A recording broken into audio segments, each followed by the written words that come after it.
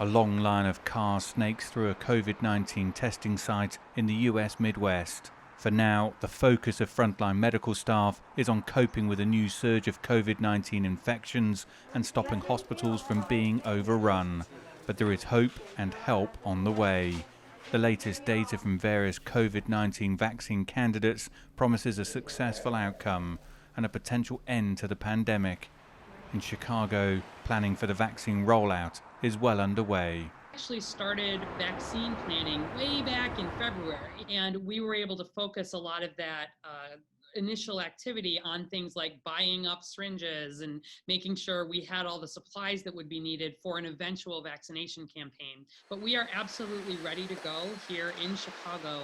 ARWADY expects Chicago to receive the first doses of vaccine within the next month, prioritised for healthcare workers and high-risk groups. But she warns it could be the middle of next year before the city's general population can get in line. During the first wave of the pandemic, Roseland Hospital moved quickly to provide comprehensive testing for local residents, testing patients regardless of their insurance status. Now, the hospital is preparing to play a key role in the vaccination rollout.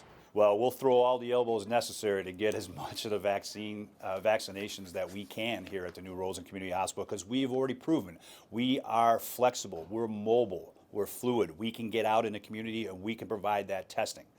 We can do the same thing to provide those vaccinations.